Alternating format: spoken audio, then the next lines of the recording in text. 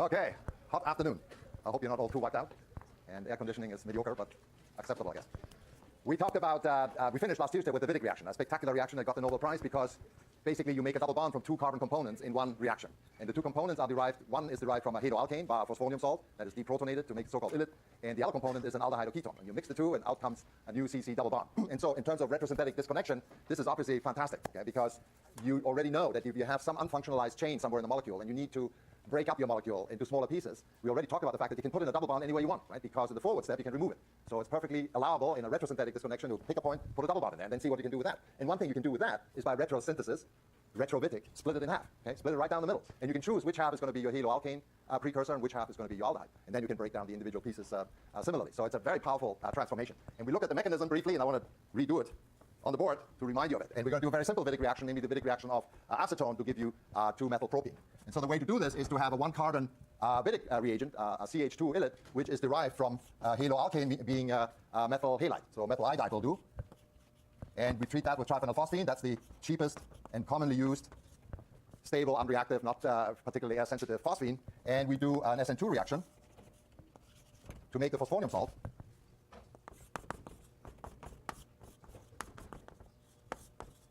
And since phosphorus is neutral and it gives up an electron pair, this now becomes plus, and the iodide leaves, so we have the phosphonium iodide. And these phosphonium iodides, they're isolated, they are dry, they're rock stable, and they're used then in the next step, namely using the electron withdrawing power of the positively polarized phosphorus to remove a proton from this position.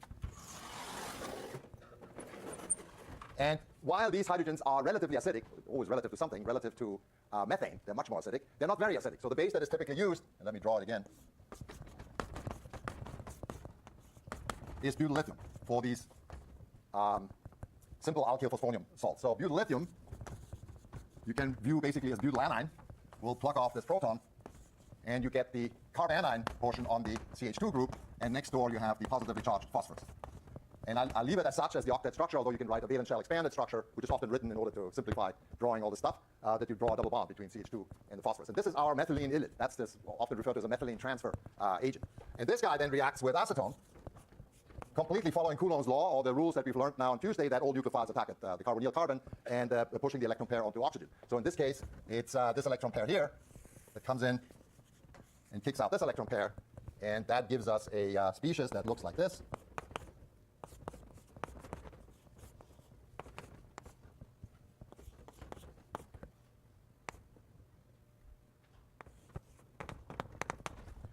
So-called betaine, forgot about the name, it's a dipolar structure, which has an extremely short lifetime. In fact, there's still research going on this. The latest Journal of the American Chemical Society has a communication where somebody did some very clever isotope labeling, kinetic isotope labeling experiments, indicating that, in fact, this is so short-lived, one could almost argue it doesn't live at all. It depends on solvation of the individual pieces. So the point being that it's a very reactive intermediate. That's what everybody settles on that, because there's a plus and a minus right next door in the same molecule. So they annihilate each other, so to speak, by making a bond, and that makes the so-called phosphatane, which is the 4-membered ring structure, where we have 3 phenyl rings hanging off the phosphorus, and this thing then falls apart, in part because it's unstable, and falls apart in part because it's strained, it's a 4-membered ring, and it's polarized bonds, and the resulting PO double bond is extremely stable.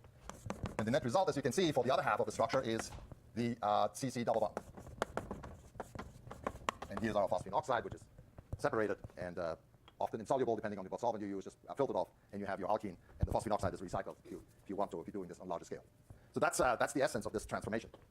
So keep that in mind. It's a very powerful carbon-carbon double bond making process.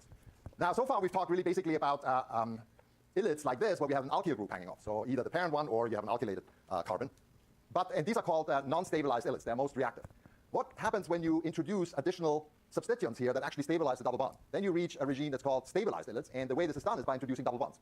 So for example, if you add one double bond, and here I'm drawing the illit as the valence shell expanded CP double bonded species, you add a double bond, then you have delocalization.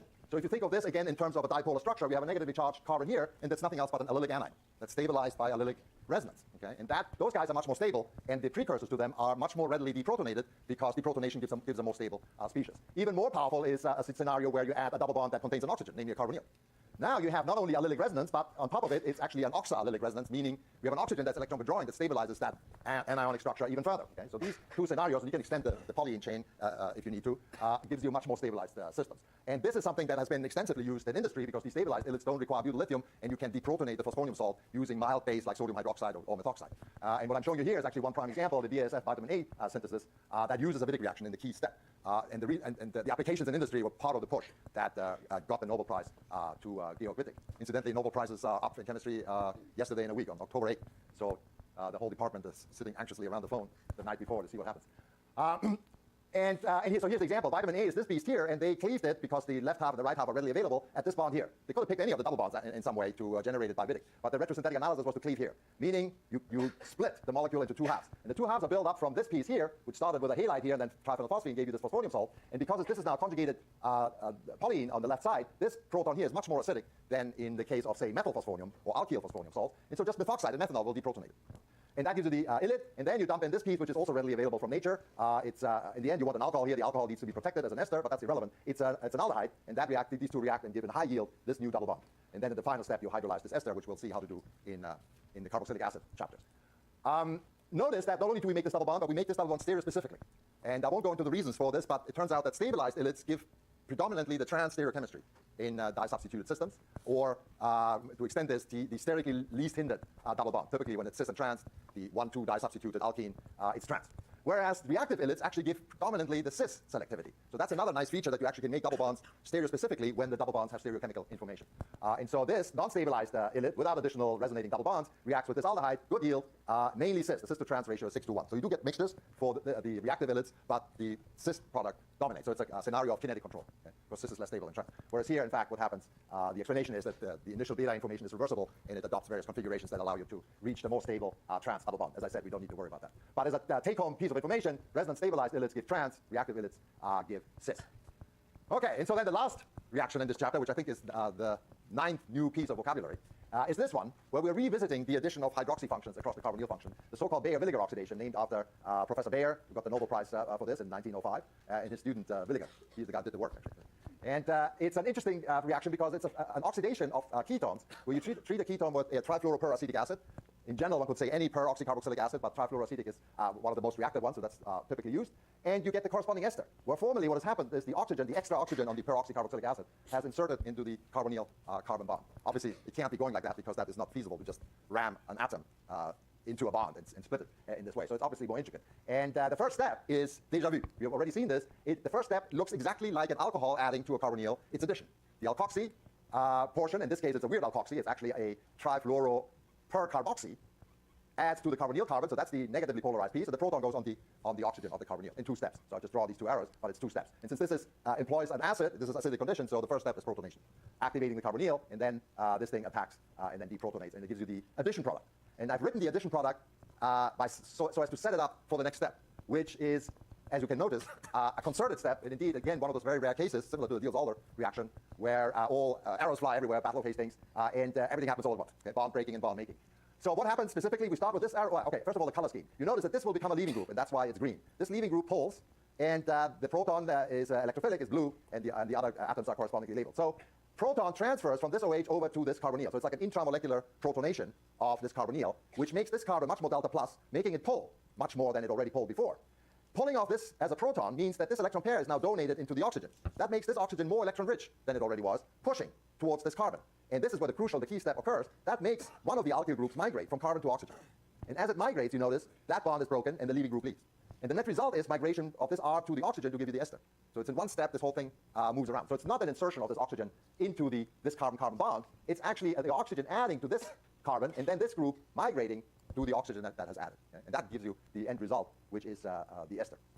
There's another thing I wanted to say. This looks sort of like the Diels-Alder reaction. And remember, the Diels-Alder reaction and related cycloaddition, ozonation of a double bond, or osmium tetroxide addition to a double bond, we invoked 3 arrows in a cyclic 6-electron transition state, which we noticed was aromatic. And that's why these reactions proceeded so readily.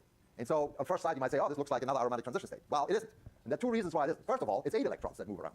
And that's already indicated by the 4 arrows. 4 arrows means, since arrow pushing is always electron pairs, unless you use fishhook arrows in radical reactions, it's 8 electrons. And the second thing is that it's not a cyclically delocalized system. This carbon here that's saturated acts as an insulator, if you wish, or an interrupter of cyclic delocalization. So this isn't a cyclically delocalized system. It just so happens that all of these processes occur more or less simultaneously to make this thing unravel. Now, this looks like also something totally new, but it isn't. We've seen similar transformations before without recognizing that this is what it is. And so I'll put it up here again. And I already used the terms push and pull. When this carbonyl pulls off this proton, and this electron pair moves onto the oxygen and down here, this generates, this electron pair pushes on this carbon. Putting the proton here to put a delta plus on this carbon makes this carbon more electron withdrawing, meaning that this electron pair, when it moves, pulls, or this entire group pulls. Ultimately, this is the leaving group. Leaving group always pulls. And then eventually it wins in its pulling and takes off with the loot, namely the electron pair that it's pulling off. And so this pull and this push causes this R group to jump from this position to that position. Okay? There's another way you can look at it. This push makes this R group jump onto this oxygen, kicking out the leaving group. There are various ways you can think about this process. So have we seen similar push-pull scenarios before? Yes, that I'm mentioning two. One in section 9.3. You may remember neopentyl alcohols. They're primary, they're highly hindered. And when you treat them with strong acids like HBr, they rearrange. There's an alkyl shift that occurs, where this methyl group migrates from this carbon to here. And so treat this with HBr, instead of getting the neopentyl bromide, that is the bromide replacing the hydroxide, you actually get the tertiary bromoalkane. And this is exactly due to push-pull scenario, because protonation on the OH, remember this is primary, so you can't form a carbocation, generates a protonated OH, which is water, which is a leaving group, and it starts pulling. Okay? Now it can't leave because it's on its own, because this would give a primary carbocation. But this is electron rich. This is a carbon with 3 alkyl groups on it, relatively electron rich, so it pushes. And the pushing ultimately translates into the metal jumping over and kicking out the water. Yeah? This is very similar to the epoxide synthesis in alkene with NCPDA. Do all peroxide carboxylic acids reaction? Yes, the oxygen is electrophilic, so that's why it's a powerful oxidant. Like hydrogen peroxide itself, it's a powerful oxidant. One of the applications, those of you who have ever encountered skunks, when the skunk sprays you, it's an awful sting. I mean, to me, it's actually so bad, it makes me gag. Okay? Others take it better. But it's much worse than H2S. And the way to clean yourself is to take hydrogen peroxide and pour it over your body. And the sulfide immediately oxidizes to sulfoxide, so that gets rid of your smell. If you get it on your hair, of course, you turn completely blonde. That's an added benefit. So this guy jumps, and this is totally analogous to the push-pull scenario here. And the second case that we've seen is in chapter 12a. That's the mechanism of the alkyl-borane oxidation. Remember, alkyl-boranes are formed by hydroboration. So the R group is originally derived from an alkene. You do the hydroboration, and you get these guys. You don't isolate them. You immediately treat them with basic hydrogen peroxide, meaning you get hydroperoxide anion attacking the electron sextet boron, electron-deficient boron, and that generates this beast. And in this beast, the R group migrates again. Why? Because this is a negatively charged boron that pushes. Okay? Even though it's an octet, it's negatively charged. That automatically causes a push effect, whereas the OH, oxygen is electronegative, pulls. And on top of it, this bond is rather weak, which is another aspect, actually. The OO bond is weak, and so that facilitates things also in terms of breaking that bond. And so the R group migrates because it's pushed out by the negatively charged boron, and it's held by the OH leaving. And this is the first, and so far only, case, we'll see one other next week, where hydroxide actually leaves. Typically, remember, hydroxide was a lousy leaving group. Hydroxide never leaves. In order to turn OH into a leaving group, we need to protonate. And then it leaves us water. That's a good leaving group, but not hydroxide. But here, the situation is such that the negatively charged is such a good pusher, and making the RO bond is also good that hydroxide leaves. And under the reaction conditions, which is basic hydrogen peroxide in aqueous, in water, this hydrolyzes to the alcohol. So hydroboration oxidation turns an alkene into an alcohol. Right? And that's the alcohol that you get from this guy there. Okay, so that concludes this chapter. And looking at your faces, you seem depressed, because we now have 8 or 9 new pieces of vocabulary in one chapter. And so now it is really absolutely essential that you start doing something about organizing your review and your vocabulary in some manner. And one thing that should help is oh, sorry, I haven't finished yet with this. We'll come to this in a minute. I forgot to give you some examples that highlight another aspect of the Baeyer-Willig oxidation. Namely, it's regioselective. So if you treat an unsymmetrical ketone with peroxy acid, the oxygen goes into the more highly substituted side, indicating that in this battle of Hastings mechanism, the R group seems to adopt slight carbocation character, delta plus character. And remember, the more substituted plus is better off. So the more substituted carbon migrates, and that means the insertion occurs on the more substituted side. In this case, phenyl is faster than methyl, so you get this particular ester. And people, with a lot of studies, you can organize this, and you indeed find that methyl is slowest than primary. Phenyl turns out to be about as good as secondary, and that's better than tertiary, following exactly the carbocation, the corresponding carbocation stabilities. So the bottom line is, if you have an unsymmetrical system, the more substituted side is the one in which the oxygen inserts, and phenyl is about as good as secondary. So if you had a secondary carbon here and phenyl, you would get a mixture. Okay. All right, so back to what I wanted to say. It's essential that you start looking at all the aids that have been given to you. And one of them that I think is really very useful are these roadmaps, okay? Which, as you may remember, are 2 types. They're organized in 2 types. One is where the functional group is in the middle, and all arrows come out, so it tells you the reactions of the functional group. And then there is the counterpart, where it tells you where the functional group comes from. And they're nicely organized. Okay, by section, it starts with the earliest example where you encountered reactions of carbonyl. And what is it? It's chapter 8, sodium borohydride, lithium aluminum hydride reduction. Okay? You remember that well. Alkyl lithium grignard.